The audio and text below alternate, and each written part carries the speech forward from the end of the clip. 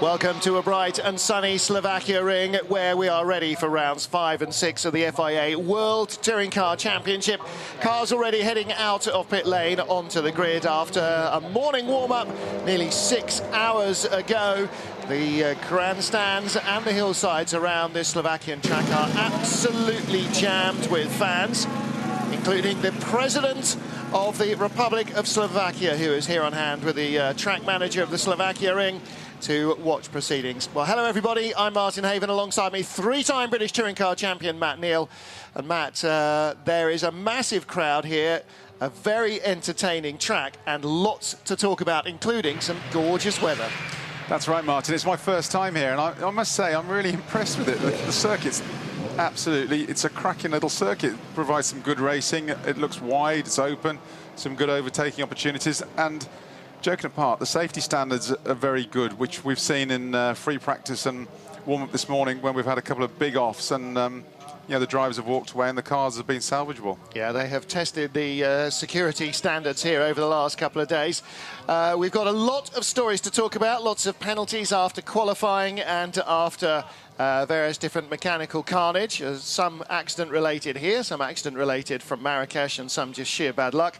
And a few drivers out of place, perhaps, on the grid for the races where we might expect to see them trying to pick up some places. And so everybody will be hoping that the race goes green. Lots of red, white and green in the grandstands. Now, that's not the colours of Slovakia. That's red, white and blue with the crown. Those are the colours, well, of Castrol Honda, but also, most importantly, actually, of Hungary.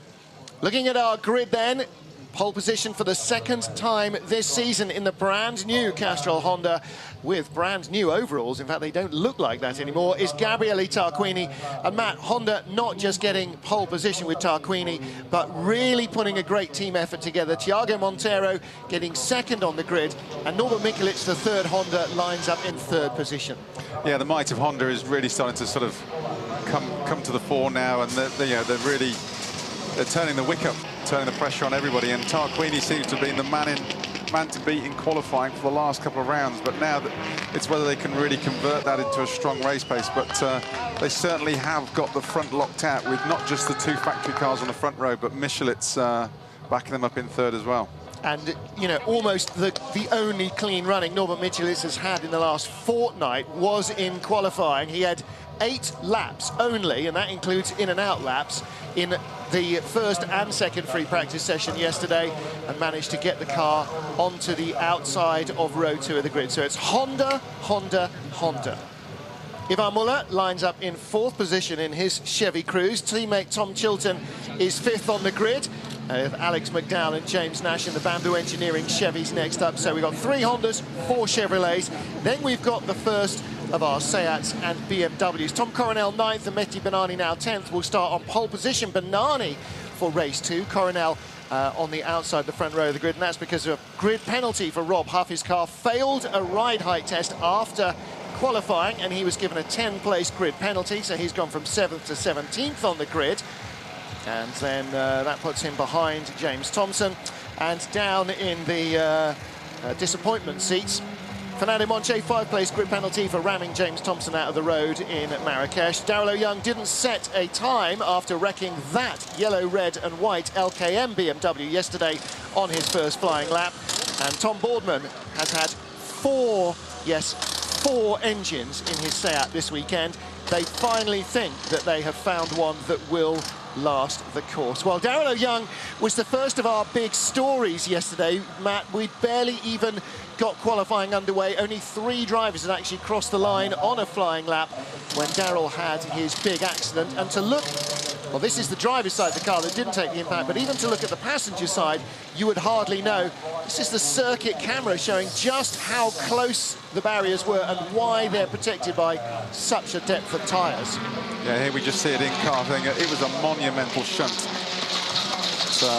They'd come with a few small upgrades to the cars, and the Rail Motorsport cars, both Darrell and Tom Coronel were going really well. It's a shame because Darrell seemed to be the pace setter for BMW up to that point.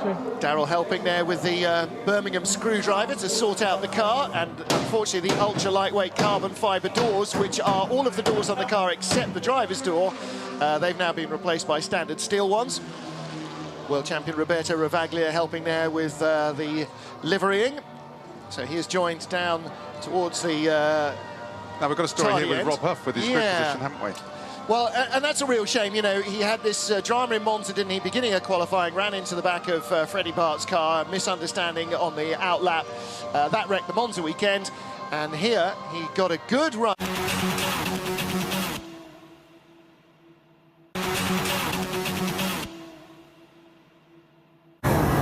Japan quality.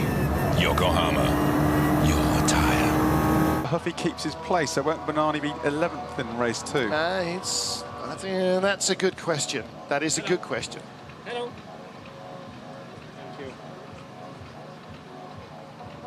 Thank you. Kobe Oriola, race winner on the streets of Marrakesh, was watching his brother racing in the European Touring Car Cup. You were able to see the action from that on Eurosport on Tuesday this week. And in the bright sunshine of the Slovakia ring, we are now getting into the former factory cars, or factory-built cars, the Chevrolets, and then the Hondas at the front of the grid. 2 Bamboo Engineering drivers. James Nash took a little bit of time to get up to speed in free practice, was very disappointed with his pace, but ended up qualifying right behind teammate Alex McDowell and the 2 RML Chevrolets. So they're in a nice bunch at the front, Matt. Yeah, James, as you say, it took him a little bit of his... You know, he had a season in the Ford last year, which was... it was a tough year for him. He was mid-pack a lot of the time, so he was... have a bit of a hard learning curve, but he's using that experience now. He's taken him a little while to get up to speed in the Chevy, but he's doing really well. I think he's actually leading the independents at the moment. Yes, he is. Top of the independent pile, or the Yokohama Trophy pile. And then we're looking at Alex, his teammate, and he's just had a bit of a rough run on the luck factor. So, but he was very quick at Monza, which I think he was in 12 as well. So Alex can definitely get up there and get in the mix. Of course, one of the things that they're going to have to deal with is that you've got 3 Hondas in front trying to maintain their positions, 4 Chevys right behind, all trying to get into 2nd or 3rd place. So what you're going to have to do is try and make sure you don't get involved in any incidents. And Tom Chilton, who lines up in 5th position, well, as Martin Short and the legendary Hugh Chamberlain have said many a time, nothing good happens in morning warm-up, and you can see the nothing good, or the remains of it, on the back of his car, because Matt, this was not a great way to start your morning, was it? Yeah, he was just going through turn 2, which is in the Chevy with 6th gear, very, very fast. And I'm amazed that the car withstood the impact well. Just shows the safety standards we've got here. The RML boys have done a superb job. I mean, the car looks brand new, how they've wheeled it out into the grid. But it is going to be a bit of a journey into the unknown for Tom, because you don't actually know what it feels like till you're driving it round. And here we go. It's a good bit of footage, isn't it? Yep. Ouch. GoPro cameras offer you a very good insight into what some of these things would look like were you foolish enough to be in the passenger seat. Well, maybe not so brand new. Yeah, that rear quarter, angle. well, yeah, the rear quarter has been beaten out to make sure that everything else fits onto it. Of course, a lot of the body panels, like your own road car, are bolt-onable, on-offable, but rear quarters tend not to be, so that'll be cut off and replaced at the factory, but not before they head to Hungary for next weekend. 3-time world champion Ivan Muller, the best of the Chevrolets, and indeed, and this is not a phrase you hear often associated with Ivan Muller, the best of the rest in qualifying as well. Yeah, you see Ivan, he's still very relaxed demeanour. He knows it's a long season ahead. He knows in the Chevy they're carrying the most weight of any car at the moment. So, you know, he's still pretty cool-headed. You know, he knows he'll be able to roll his sleeves up if it gets a bit tense later on in the year. And you know, I think he's still the class act at the moment. Definitely. Well, Norbert Mikulits building up to what will be another epic race weekend at the Hungaroring next weekend. We're only about a 2-hour drive from the centre of Budapest in Hungary, and so there are masses of Hungarian fans coming here to see him. He lines up in 3rd place on the grid, and of course they will be packing every available inch of the Hungaroring next weekend. And he lines up in 3rd position behind the other 2 Hondas on the grid. Both are Castrol Hondas, brand new race suits as well, for Thiago Monteiro in 2nd place and his teammate Gabriele Tarquini in 1st. And I did tell Gabriele yesterday it was nothing to do with him. It was all down to the brand new race suit. That was what gave him the extra pace. Obviously. Obviously, yes. Yeah, nothing at all to do with the driver. One of the big things for Honda is that they did 2 days of pre-season testing here, so they have knowledge of the track, of the car on the track, of what works, what doesn't work. And Matt, that means that... Japan quality. Yokohama. Your tire. A Honda leads the field. It is the leading car, and then 3 further Hondas follow it as we are on the warm-up lap for round 5 of the FIA World Touring Car Championship here. The 2nd visit of the championship to this great facility about an hour outside of the capital, Bratislava, the Slovakia ring. Ivan Muller, the world champion, lines up in 4th position on the grid ahead of teammate Tom Chilton in a repaired Chevrolet after a morning warm-up crash. And the Yas Honda team watching Matt Neal with very great interest, because now it is in the hands of their 3 drivers. There's Thiago Monteiro's dad. His son starts 2nd in the 2nd of the red, white and green Castrol Hondas behind Gabriele Tarquini. And as Chevrolet have known so many times, when all your eggs are on the front row basket, it's just really nervous, the rolling start into the 1st corner, trying and praying and hoping they'll all get through. Well, fortunately, the rolling start should help them a wee bit, because as one of the hardest things driving these cars is actually getting him off from a standing start. But, you know, Muller knows the car inside out. He knows how hard he can push around this circuit to look after the tyres, get the car to the end. The Honda boys, they haven't managed to do any race distances in free practice. Now, whatever they did in testing, you know, the ambient's gone up now. So it's a bit warmer. The wind direction, even though it's dropped today, is different. So Muller's definitely going to be on the tail. He's going to be pushing them just to try and make a few mistakes, push the car a bit harder than it should be pushed. And it'll be interesting to see the strategy that we get between Muller and the 3 Hondas. Be interesting to see as well who comes through the field from the back and how the BMWs fare. This was a good racetrack for BMW last year. Like in the Salzburg ring in Austria, high ambient temperature, lots of high constant radius corners mean high wear for front-wheel driven cars in terms of tyres and brakes. We will see. On board with Tom Coronel. He and Mehdi Benani are in 9th and 10th. William de Brecler ahead of Honda Motorsport Europe. HME with a lot invested in this, as well as Honda Global, of course. And behind, the happy sight of a Honda leading car, Gabriele Tarquini. And Matt, if you wanted to place it in good hands to lead the race for Honda, you know, you're looking at one of the top few drivers in the touring car sphere who can do it there, Gabriele Tarquini. His ability to start cars from standing or rolling starts is phenomenal. Looking back from Tarquini, that's Mikulits and Muller. So here we go. I'm getting goosebumps. This is really quite exciting for the Honda team. Coming down towards the long final corner.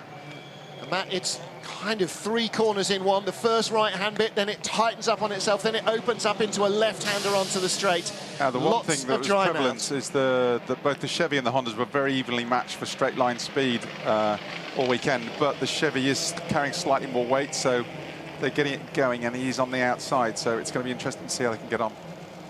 Round 5 of the FIA World Touring Car Championship is getting ready to go green. The two Castrol Hondas on your left, Gabriele Tarquini, on your right, Thiago Montero. The orange and black Honda, Norbert Mikelic. Then the first of the red and white Chevys is Ivan Muller, rolling at 60 kilometres an hour towards the line. Long wait for the lights. This is as wide as an airfield runway, and immediately Montero chops in behind Tarquini to defend the inside line, and Mikelic is trying to hold that inside line as well. Tarquini's going for the racing line. He'll sweep wide into the first corner. Muller's around the outside. Does he stay on? He does. Chilton got dropped down the order behind the two Bamboo guys, and look how quickly Coronel has picked up a couple of spots as well.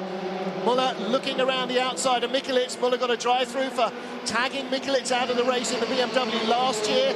He will get the same penalty if the same happens again. But it is Tarquini with the lead from Montero. On board with Michel Nukia, that's Chilton. So that is 7th and 8th at the moment. Absolute dream start for the two factory cars, factory Hondas, and with Muller stuck behind Mikelic. But the real mover, guy on the move, is Nukia coming through from the midfield. He's made cracking ground, and he's up to 8th now. It's gone on the timing screen, but I think he's actually in front of that now. I think he is. That is the view from Ivan Muller's bumper cam. There he is, the red-white Aeon Lukoil Chevrolet. Right behind him, Alex McDowell has been passed by James Nash, so Nash jumped his teammate, used the long run down on the inside. Classic front-wheel drive trail braking there, the inside rear wheel barely touching the ground and smoking heavily. That won't do too much damage, it's barely even rubbing on the tarmac. Nukia leading that little group. Yellow flag is out. Who for? Didn't see who has gone off. Somebody's trailing smoke. Thompson in the background there with Rob Huff behind him. Yeah, Huffy's back in 13th at the moment, so he's been making progress from the 17th. In fact, he's not, because our timing screen shows Huff 13th, Thompson 15th, and in fact, Huff is behind Tomo, so that has changed. There's a minute and a half of Sector 2, which is why it takes a long time for things to react, and then you get to the end of Sector 3 at the line, and everything will change. Tarquini is our race leader from Montero and Mikelic. And are they putting clear air? Yes, they are, between themselves and Ivan Muller. The Hondas, the Chevy certainly could not catch the Hondas, even with a slipstream in qualifying, and it looks the same again. There is the Yash Honda pit wall. Muller is 4th, ahead of Nash. Coronel in 6th. This is down the inside. Good move from Mehdi Banani to hold off Freddie Bart, but they were 11th and 12th.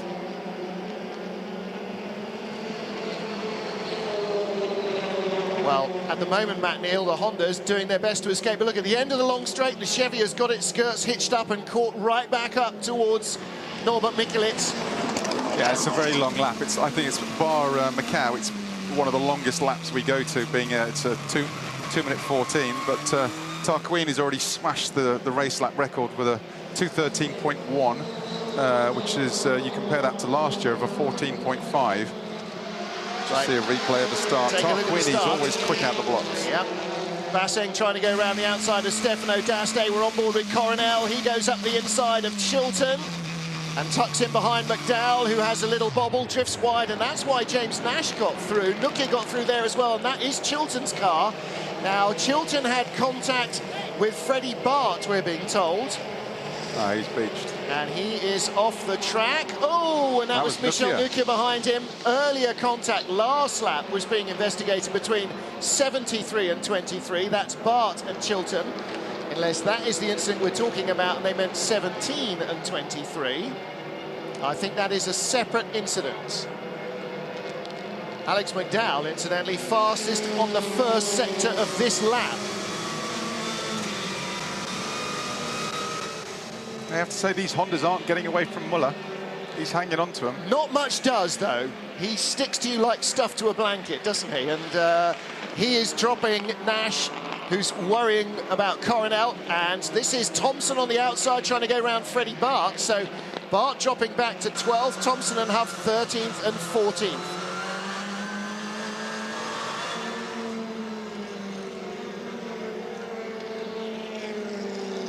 A good little midfield battle on board with Rob Huff behind the larder of James Thompson. There's your lead trio. Tarquini Montero, the red, white and green Castrol Hondas. And Thompson looking up the inside of Freddie Bart, can't get through there. That's Mehdi Banani right in front, made contact with the back of Bart's car, and that opens the door as Tomo has a bobble in turn 1, Huff's up the inside. Ooh, inside into turn 2. I think not Tomo sure was about actually that. helped by Huffy on that into turn 1. Might have been. He certainly had a wobble and a bobble. Tarquini sets another fastest lap of the race, but that's almost equalled by a couple of thousandths of a second by Muller, who's now quicker than the second and third place cars. Well, of course, as he gets a little closer, he will pick up a slipstream from them, and so the man on the back will be the fastest of the lot. There's Rob Huff's dad, mate Andy, watching there in the garage. Tomo's fiery temperament won't like that. But he needs some results, doesn't he? You know, they've had nothing but bad luck attached to that Lada Granta Sport all year long. It showed good potential in Monza. It showed great potential in Marrakesh that it just was not able to exploit. Now then, this is Coronel in 6th, James Nash in front in 5th. This was seen of a monster shunt for James Nash in the Ford last year, which he will be very keen not to repeat. I'll be interested to have a look back at the first 4, because from the first sector, Muller's a good 3 tenths quicker than all 3 Hondas. Right, now then, we're 3 laps in, and Tom's already giving Nash the taps to hurry him up. And Matt, you can see how much gravel there is on some of the corners already. Are we already seeing the front-wheel drive tyres giving up the ghost compared to those on the BMW, or is this just Coronel having a really good sniff at a position? Well, this is actually looking pretty good for Coronel. He's lying in 6th in the as the lead BMW, but when the BMs are going to come into their own, he is in the second half of the race. So if he can just hang on and stay in the mix for the next couple of laps, the race should start to come to him. Now, of course, behind Coronel, the white and black Chevy, that's Michel Nukia, and he, in terms of independent or Yokohama trophy points, is the one that Nash is most worried about, but no racing driver wants to give away any positions. Thompson right up behind Huff. They were, ooh, who drifted out wide there? That was Huff. Skated right out wide and into the turn 1 gravel, and Tomo was nowhere near close enough to have touched him. Watch Huffy. Run out of talent and luck there. Or grip, as it's better known by racing drivers. He might have just got a wee bit wide. There is a lot of dust and debris offline around here, which is, it's hard to pick up on the camera, but it's quite prevalent. Is that and Tomo that's as well? Tomo off as No, well. that's So, Kozlowski. That's oh, Kozlowski. it is. Yes, that's Kozlowski in the other Lada. Is there something down there? But you're absolutely right. You know, you come down a track that is at least 6 cars wide into a single line almost of clean, rubbered up track. So you have to be very precise and not drift out wide, or it all goes Martin, anything? downhill. We've just seen Rob Huff, who's the world champion, who everyone knows his pedigree. We've just seen Kozlowski go off. Tarquini has been off twice in the final turn 13, twice in free practice when he's trying and the car's on song. So anything can happen to any car. And while Muller keeps the pressure up in 4th, he's pushing those Hondas and he's trying to push them into a mistake.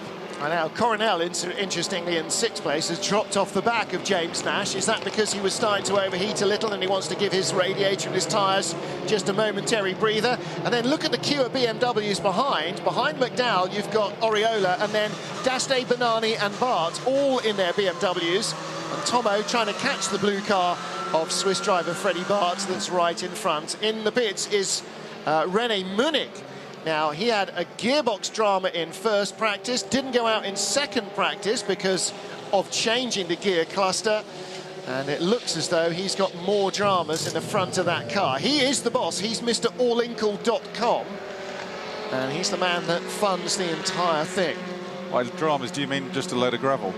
Well, I don't know. I mean, that's one of the things, you know, you go off into the gravel traps and it's just a load of stones, but get one of those, bounces out of the floor under vibration and gets into your brake disc or your brake caliper, and suddenly the pedal does nothing, you've got no brakes at all, and then, boy, that little bit of gravel can lead to an awful lot more danger. So you don't want to continue for too long once you've gone through the gravel.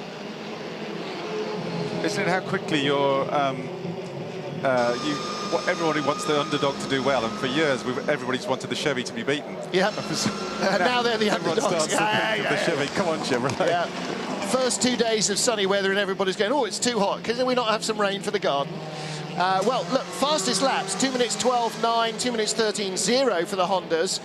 Now they're down in the mid 2 minutes 13, 2:13.6 for Tarquini and Montero, 2:13.7 Mikulic, 2:13.7 for Muller. So they're 1.5 seconds, well, nearly a second off their fastest. So the tyres have already given of their best. It's like the question is, local squatters are yeah, that's the Zengo Motorsport Garage. If you think it's full there, oh boy, wait till you get to Hungaroring next week. Well, Muller's still got the grip to turn much tighter than the Hondas inside those tight corners. But behind him, Nash in the Bamboo Engineering Chevy, still worried by Coronel, then Nukia and McDowell. It's a perfect scenario for Tarquini at the moment. As long as he can get the other two to keep Muller busy, you know, it's a nice big amount he can eat into Muller's lead in the championship. Looking back with the red windscreen strip and the blue cross of St. George in the middle of its grey flag, as opposed to the grey flag in the middle of its blue background, which James Nash has. That was Alex McDowell. Looking forward now at James Nash. You could see Coronel's bonnet flexing there from the turbulence coming off Nash's car, yeah. the back of Nash's car. Mikhail Kozlowski is back in the pits and heads back out again. Probably a little check over. Up, up, up, up, up, up. Don't let him go. Sounds like the jacks might not have gone all the way back in. Well, that's why he went into the pit lane. I think the reason they weren't releasing him, they were going back to where you plug in the air line to try and release the air fully. I don't think his jacks had gone all the way back in the car. Again with Coronel. And of course, some of that will be heat haze because the phenomenal underbonnet temperatures come pouring out of that grille, don't they, to get rid of some of that heat. But a lot of it is just this ultra-light, very thin carbon bonnet. See, the Castrol Hondas have got nice grills on. Norby's has got a bit of mesh nailed over it. Defensive. Yep, he has to, because here comes Muller, and they have history. Mikulic leading last year in the BMW, got tagged out of the race in the final corner by Ivan Muller.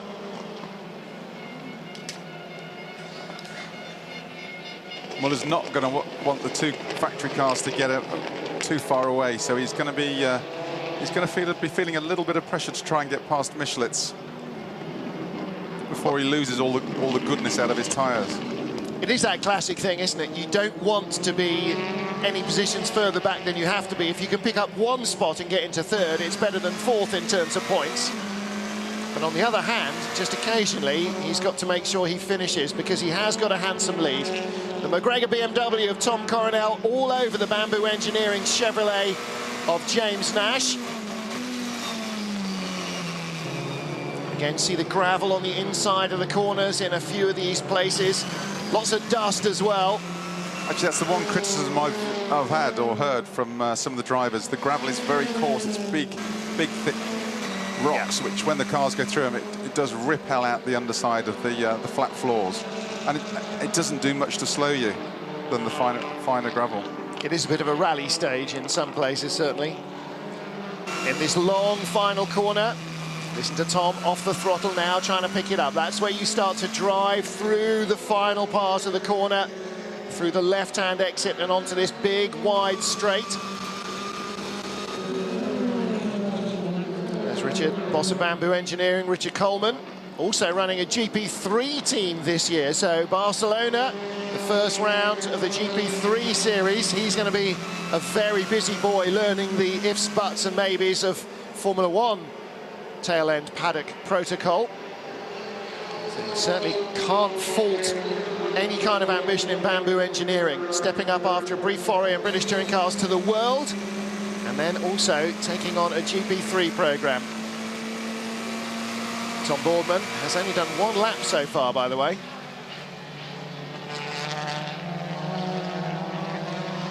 Gabriele Tarquini, Honda number 3, leading this race on board with Spider-Man, as Tom Boardman has done his installation lap, come back into the pits to get the engine checked over.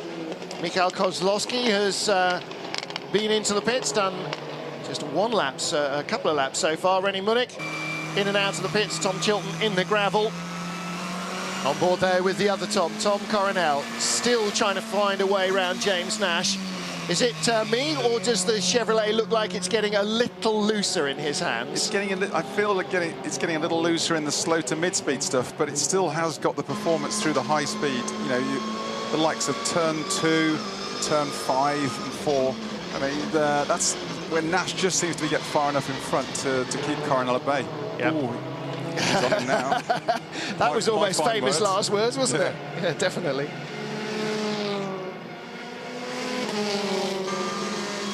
Looking back from Thiago Monteiro, this is second and third.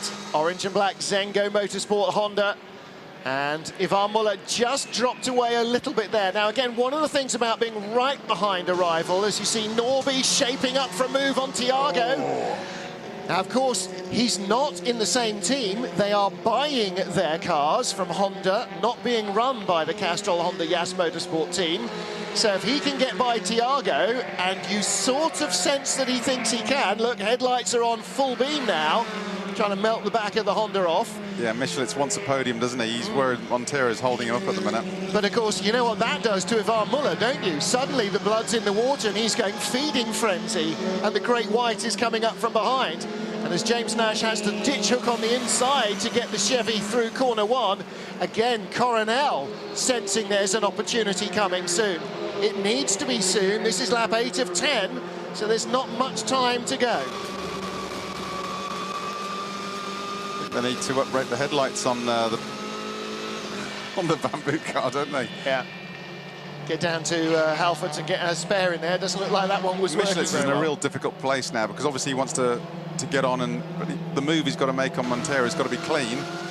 But obviously he's got Muller behind him, and Muller doesn't care anyway he gets past. He just wants to get the job done. Alex McDowell right up behind Michel Nukia for 7th and 8th. That's 2nd and 3rd in the Yokohama Trophy. You're looking at the Yokohama leader in front of us.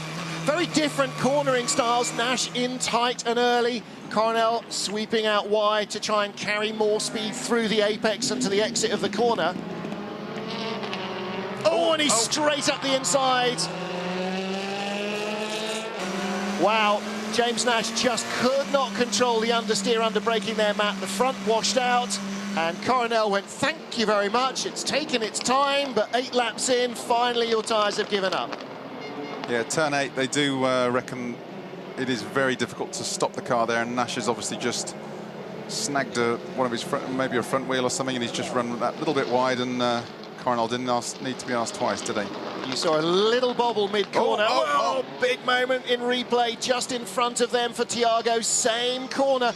And this is a big stop, Matt. Downhill off that bridge, gravel on the apex. And, of course, the closer they get to the apex now, as they're trying to mitigate for the understeer by turning in, you know, by anticipating that apex as the car washes past, the more chance you've got of running over the gravel and running wide. Well, Michelet's will be kicking himself now after being shadowing Monteiro for the last couple of laps. He wasn't close enough to take advantage of that, but we are now with 2 laps to go, going into the area of the race where tyre wear is going to be really coming to the fore. Big slide for Monteiro. He is hanging on to that at the moment. And meanwhile, this is Daste with Bernani and Bart. 1 in either mirror, 3 wide. No, no, no, no. Tomo going, oh, just hit each other and give me 3 spots, would you? Doesn't quite happen for Thompson, but he's right behind Bart as Daste and Bernani, the 2 red, white and green cars battle.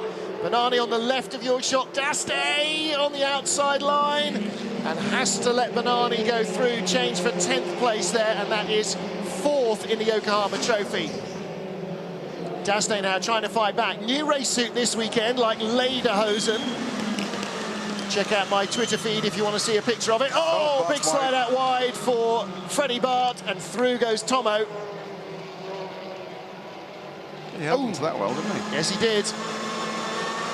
First time ever in a rear drive racing car, this BMW program for Freddie Bart, and he was saying in Monza, he said, I just feel like a complete tourist here. I really don't know quite what I'm doing with this car.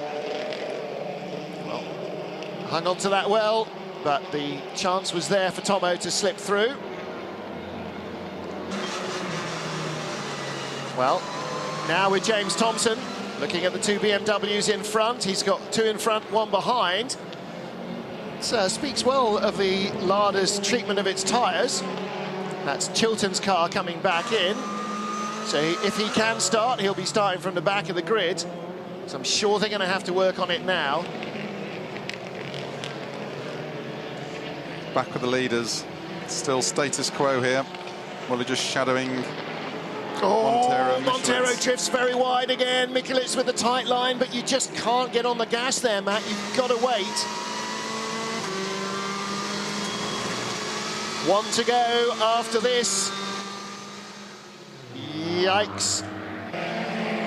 Well, Tarquini is clear. If they can just hold on, it's not just a first win for Honda as they're back. It's not just a 1-2 for the factory team. This could be a 1-2-3, which would be we're back. Yeah. And we're coming at you. Yeah. Well, remember in Valencia when a BMW race 2, 1-2-3 all went wrong, and suddenly it became a Chevy 1-2-3 as the BMWs collided and spun. Zoltan Zengo with everything crossed. He remembers last year when Norbert Mikulicz got eased out of the race when he was in a position to win. He'll also remember the glory of winning at home in Hungary. The car's right up on tippy toes over the brow, down into the hard braking area. This is the battle for second. Thiago Monteiro ahead of the orange and black Zengo car of Norbert Mikulicz. And Alessandro Mariani, the boss of Yasport, watching intently. As Matt rightly says, in the World Touring Car Championship, there's only been one man who's won a race outright in a Honda, and that was James Thompson in the N-Technology Accord Euro R.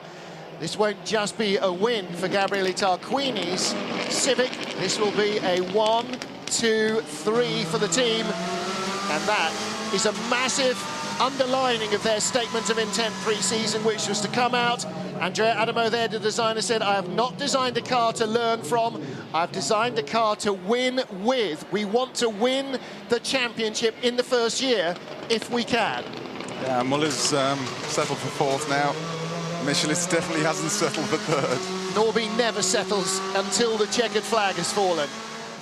Last corners, if Thiago makes a mistake, it'll still be a Honda 1-2-3, but Zengo will try and get a second spot finish if they can. I think he's too far back at the moment. Does he think he's too far back at the moment? Again, Montero drifts out wide, but it's the second apex that'll count. Daste fighting the blue car of Bart, who's on the grass. That's going to go a little bit pear-shaped, the battle for 10th and 11th. As Gabriele Tarquini wins, Thiago Montero takes second, Norbert Mikulicz is third. It is a Honda Civic 1-2-3. Muller fourth, Coronel fifth, Nash will be in sixth, then Nukia and McDowell across the line, all as a group. Pepe Oriola's in front of this squabble. Banani got through, leaving Daste and Bart. Oh, did Bart get him at the line? Come on, computer, update yourself. Ah, yes, he did, by 5,000ths of a second, and some very, very happy Honda and Yas Motorsport people. Well, with Mikulicz getting a third and on the podium, I think that's going to put about 20,000 people on the gate next weekend at Hungaroring. And that's only race one. There is Andrea Adamo, the designer of the car, and Alessandro Mariani, the boss of Yasport. Down on.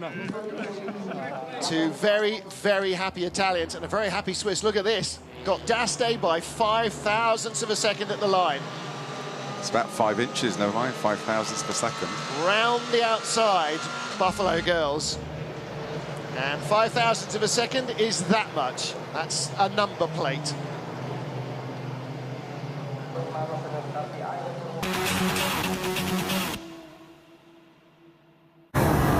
Japan quality.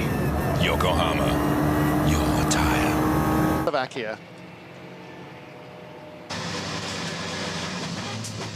First time this season for Gabriele Tarquini to head to the winner's circle for Castrol Honda. Honda 1, 2, 3 here. Castrol Honda 1, 2. And the Zengo Motorsport Honda in third place. And confirmation that Tarquini now second place in the World Championship. Ivan Muller added 12 points to his tally with fourth place here. But Gabriele may now start to be closing on him. Tarquini, of course, former world champion, won it with Seat. And now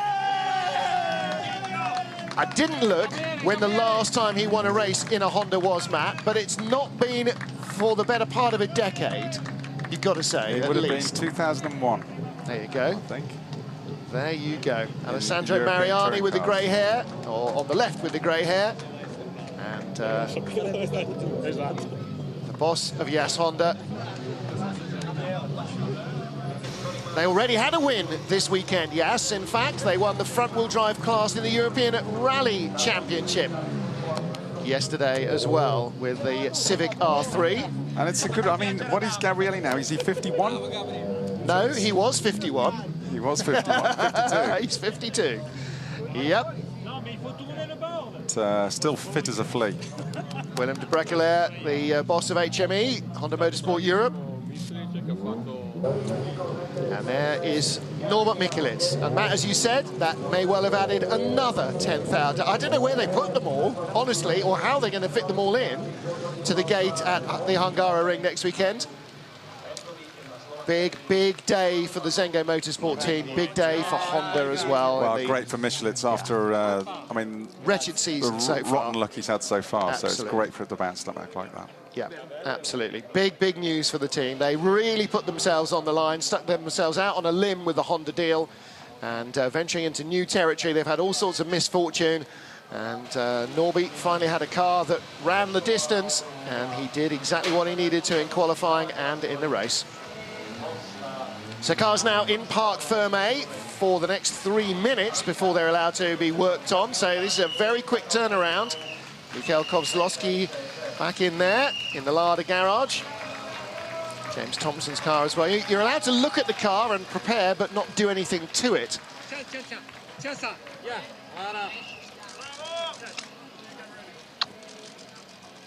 Well, let's hear what our race winner has to say. Gabriele Tarquini with Ben Constantinos. Winner of the first race here in Slovakia, as in 2012, but with a very different machine. A massive moment for Honda. Yeah, I mean, first win is very important. I cannot let somebody else win. They are younger than me. They can wait. They can wait sometimes to beat me, but the first victory I achieved this because I want very, very strongly. This first win is very important for me, for Honda, for my past, and maybe for the future. And how difficult was it out there with your teammate pushing you hard? No, it was just manage the tire, especially the first 2-3 laps, because I knew from the past that this track is very demanding on tire wear, so I pay attention on the first 3-4 laps, and as soon as my front tire pressure was good, I try to push and to have a little space to stop a little bit in the end. Thank you very much. Thank you. Well, you see, it's not the size of your dog in the fight, it's the size of the fight in your dog, isn't it? It doesn't matter what the age is, if the heart beats the way Gabrielli's does, he's always tough to beat, Matt. And it goes down to the experience thing. You know, we noted on the grid there's only two running with scrub tyres, which was Muller and Tarquini, and that bodes a lot. And the winner of the Yokohama Trophy yet again, James. A tough race for you. Yeah, I mean, I was on my own, but I had to really work for it. Tom Coronel in his BMW rear-wheel drive was starting to push me, and it got to the point where he was so much quicker, there was no point in defending. I'd have only allowed Michel Nukia and Alex McDowell catch up, so I think it was just a drive home in the end. But you have to work so hard here. It's very tough. Is it in mind, then, that you're racing for the Yokohama Trophy rather than racing for outright, then? At the start, I was racing for outright, and then as the race went on, there was no point in defending. It could have caused an accident. So you've got to accept your position and move on. So, yeah, we did that. Thanks very much. Cheers, guys. Thank you.